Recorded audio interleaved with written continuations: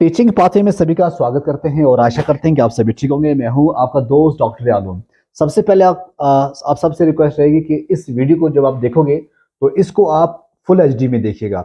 Setting में जाकर वहां पे आपके पास ऑप्शन होते हैं 720 या 1080। तो 1080 पे देखोगे, क्योंकि जो ये पेपर है ये मैंने स्कैन किया है तो स्कैन इसका अच्छा आपको नहीं दिखेगा, 380 पे 360 पे नहीं दिखेगा, तो इसलिए मैं आपको ये बोल रहा हूँ। देखिए यहाँ पे जूलॉजी का मेजर पेपर आज हम डिस्कस करने जा रहे हैं।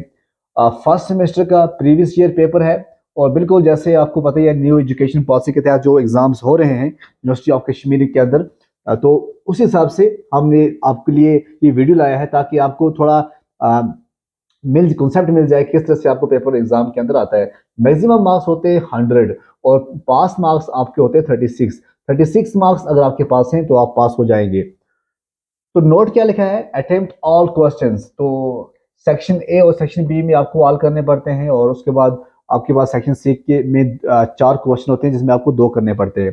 तो पहला क्वेश्चन अगर हम देखेंगे सेक्शन ए में क्या पूछा गया था, full form of, what is the full form of ICZN।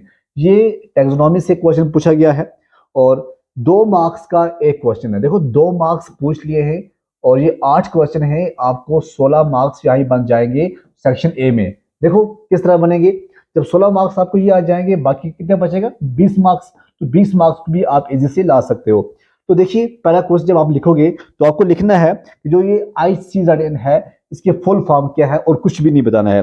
तो इसका फुल फॉर्म है international code of zoological nomenclature. तो आप लिखोगे इंटरनेशनल, क्या लिखोगे आप लिखोगे इंटरनेशनल कोड ऑफ, क्या है, I for international, C for code of zoological nomenclature, ZOOLOGICAL zoological nomenclature. इस तरह से दूसरा क्वेश्चन क्या पूछा गया, तो दूसरा क्वेश्चन पूछा गया है व्हाट आर, देखो जी यहाँ पे आपके पास 2 टर्म्स हैं, प्रोटोस्टोम्स क्या होते हैं और डेटोस्टोम्स क्या होते हैं, ये आपको बताना है। तो ये इजी है, आप 1-2 पॉइंट इसके लिखिएगा और इसके लिखिएगा, आपका मार्क्स हो जाएगा। पहली बात है आपको ये पता होना चाहिए जो प्रोटो हैं या ड्यूट्रो हैं इसमें क्या फर्क है। जो प्रोटोस्टोम्स होते हैं ये ऐसे एनिमल्स होते हैं जहां पे जो ब्लास्टोपोर डेवलप होता है इनटू द माउथ। सिंपल, जो ब्लास्टोपोर होता है वो क्या डेवलप होता है, माउथ। ठीक है, तो अब लिख सकते हो animals in which the blastopore develops into the mouth, blastopore develops into the mouth. अब इसमें क्या आएगा, जो ड्यूट्रो है सिंपल, माउथ को आप हटा दो, आप लिखो एनस, ये इसका आंसर है। तो 2 मार्क्स आपके हो गए, 14 मार्क्स आपके हो गए, कुछ टफ नहीं है। पहले का आप एग्जांपल दे दो, एनालिडा और मोलस्का आप लिख सकते हो यहाँ पे, एनालिडा मोलस्का जो है आपका पहला आ जाएगा।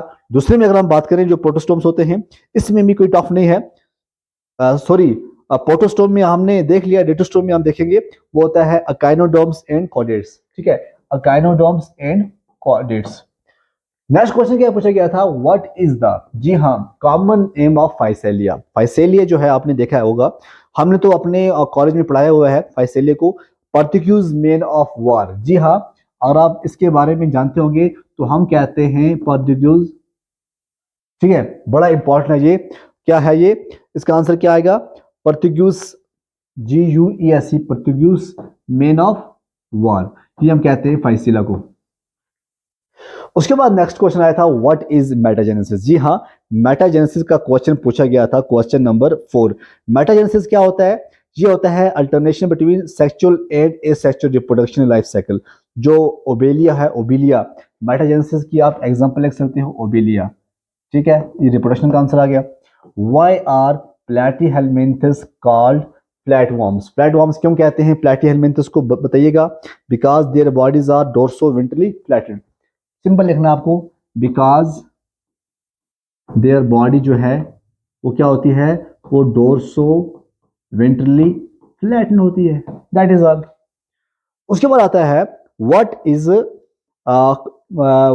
Is the common name of octopus. Octopus का कॉमन नेम क्या है, जी हाँ आपको आता होगा, डेविल फिश जो है, डेविल फिश कहते हैं ऑक्टोपस को, डेविल फिश। और नेक्स्ट क्वेश्चन क्या है, नेम द हार्मोन, कौन सा हार्मोन बताना है जो insect which is also called moulting hormone किसे कहते हैं। तो सिंपल आप लिखो ECDYSONE, आपने एक्टोसिन जो है वो पढ़ा होगा, इसे हम कहते हैं मोल्टिंग हार्मोन। ठीक है, डेवल फिश भी हो गया, ये भी हो गया। और लास्ट क्वेश्चन पूछा गया था लार्वल फॉर्म ऑफ स्टारफिश, तो लार्वल फॉर्म ऑफ स्टारफिश जो है इसका आंसर क्या आएगा, बाइपनेरिया लार्वा जो है इसका आंसर आएगा। और साथ में अगर आप बाइपनेरिया बना लोगे तो अच्छी बात होगी, क्योंकि यहाँ पे आप 50 वोट तक लिख सकते हो।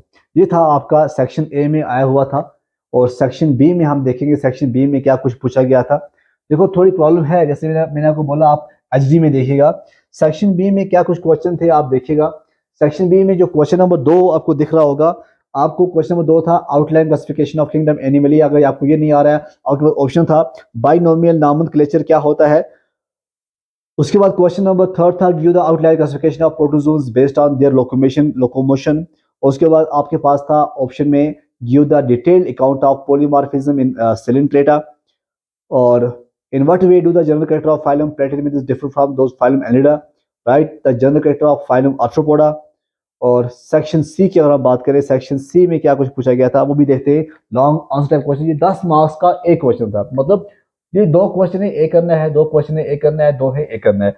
अब सेक्शन सी जो है ये बड़ा मजेदार क्वेश्चन, मजेदार पोर्शन होता है, 22 मार्क का, मतलब आपको बड़ा लिखना है, 400 वर्ड का लिखना पड़ता है। एक पेज से कुछ नहीं होगा, कम से कम 4-5 पेज लिखो आप एक क्वेश्चन के, तभी होगा। जैसे सेक्शन सी में पहला पूछा गया है डिफरेंस बिटवीन अल्फा बीटा इन गामा टैक्सोनॉमी, ये आपको पढ़ना होगा, सी में बताया गया है। उसकी में फोकस करना है objective of each level in systematic classification. सातवां है describe the canal system in porifera क्या होता है, और how do the different components of canal system contribute to the functions of water flow and filtration porifera. आठवां पूछा गया describe the mechanism of filter feeding in polychaetes, how do their feedings structures behaviour facilitate the capture and consumption of suspended particles। और ninth है discuss the structural diversity of mouth parts in insect, highlighting the adaptations that allow them to exploit a wide range of food resources. तो ये था paper जो कि मुझे लगा कि आपके साथ शेयर करें, और बहुत ही इंपॉर्टेंट पेपर है। इसमें से आपको 2 क्वेश्चन करने थे, और हमारे एक प्ले लिस्ट भी है, आप प्ले लिस्ट में जाकर नोट्स आपको मिल सकते हैं। और अगर आपको नोट्स टेलीग्राम पे चाहिए तो आप हमारा दूसरा चैनल जो है जेके स्टडी मटेरियल, उसका जो टेलीग्राम लिंक है वो आपको मिल जाएगा नीचे डिस्क्रिप्शन में, आप वहां से नोट आप बना सकते हो। ठीक है।